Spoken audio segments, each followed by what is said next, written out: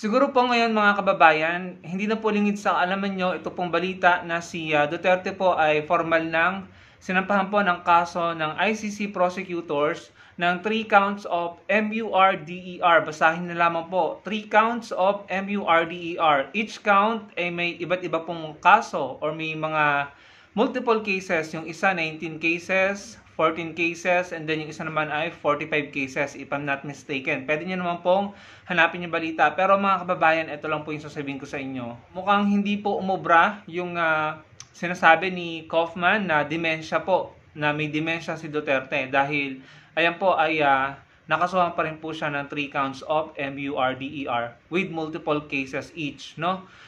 Ang gusto ko po talagang sabihin sa inyo sa video na ito, kung matatandaan niyo po kung paano binastos, ininsulto, ginawa ng kasinungalingan, siniraan, at inattempt na ipakulong ni Duterte si Trillanes nung siya ang Pangulo. Tandaan niyo po ba yon? Pinagbintangan ng mga DDS na binenta ang West Philippine Sea, gumawa si Duterte ng peking bank accounts, tinawag na sandalong kanin, trililing, and kung ano-anong pang-iinsulto. Gayong naging Philippine Navy si Trillanes at mismong sila ang nanguhuli ng mga illegal foreign poachers sa West Philippine Sea. Pero binaliktad ni Duterte at ng mga DDS ang pananaw, ang tingin ng mga tao kay Trillanes. Na si Trillanes from Oakwood until now lumalaban po sa korupsyon, na handang magbuwis ng buhay, pero siniraan, ginawa ng kasinungalingan, fake news at insults. Pero hanggang ngayon, hindi nila maipakulong. Kita nyo kung paano inattempt ni Duterte na bawiin yung amnesty na iginawad kay Trillanes para lamang maibalik ni Duterte si Trillanes sa kulungan, pero hindi siya nagtagumpay. Dito po natin napatunayan na you can never put a good man down, mga kababayan. Parang yung ginagawa nila kay PBBM na tinatawag nilang bangag, pulboronic, weak president, at kung ano-ano pang pambabastos at pambabalahura at pagpaninira, pero hindi sila nagtatagumpay. Bagkos sila po yung nagiging miserable at nakakarma, in my opinion.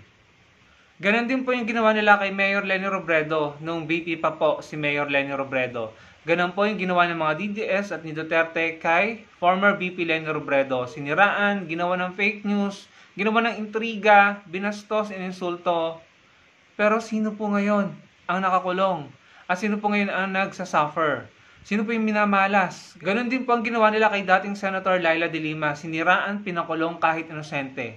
At ilan lamang po yan sa mga taong binibigay po sa inyo bilang halimbawa ng, in my opinion, tinarantado at binastos, ininsulto, ginago ng mga DDS at ni Duterte, mga kababayan. True story naman po yan, kahit kayo alam niyo yan.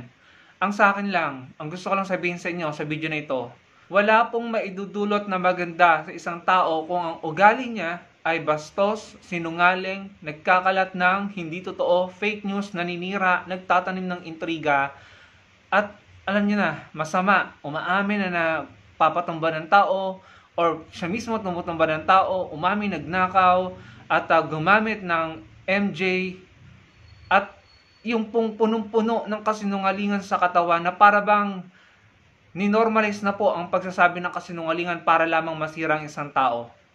At walang maidudulot sa mga tao kung susuporta ang mga taong ito sa ganung uri ng tao na sinungaling, mapanira, ugaling masama, mga kababayan. Tignan nyo ang nangyari. Sinong nakarma? Sino ngayon ang sinisingil? Sino ngayon ang nagbabayad ng kasamaan, mga kababayan? At yung mga taong siniraan, andyan, balik sa kanilang mga posisyon, maliban po kay Senator Trillanes dahil sobrang tindi po ng paninira nila kay Senator Trillanes. Pero I'm sure, makakabawi yung mama. Nakikita na po natin ang totoo. Nakikita na po natin kung sino po talagang masamang tao dito at kung sino yung mga mabubuti at talagang naglilingkod sa bansa po natin. Kaya yung binabalak na lang patasikan si PBBM, kahit wala naman po akong nakikitang masama na ginagawa si PBBM sa bansa, hindi po yan magtatagumpay.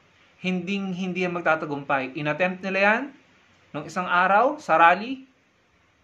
Akala nila mapapasok nilang Malacanang, nasa Mendiola na sila, pero hindi sila nagtagumpay. Mahigit 1 taon nila yung ginagawa sa maisog rally nila pero hindi sila nagtagumpay. Alam ng Panginoon kung sino ang tama at kung sino mali. At alam ng Panginoon kung sino ang dapat na magtagumpay. Yun lamang mga kababayan. Yun lang ang gusto kong sabihin. Walang maidudulot na maganda ang pagiging hambog, ang pagiging mayabang, ang pagiging sinungaling, mapanira, at gumagamit ng kapangyarihan para mang-abuso. Walang idudulot na maganda yan sa isang tao. Tignan niyo ang nangyari. Masyadong egotistical, masyadong malaki ang ulo, masyadong ma-pride, hindi tumatanggap ng pagbatikos, ng pagpuna. Walang pagpapahalaga sa nararamdaman ng ibang tao. Ang tingin sa sarili, mataas siya at siya lagi dapat ang masusunod. Walang magandang maidudulot yan sa isang tao, lalo-lalo na sa isang bansa kung mapapamunuan siya or ang bansang iyon ng taong may ganoong ugali, mga kababayan. Kayo na lamang po ang humusga. Salamat po sa panonood.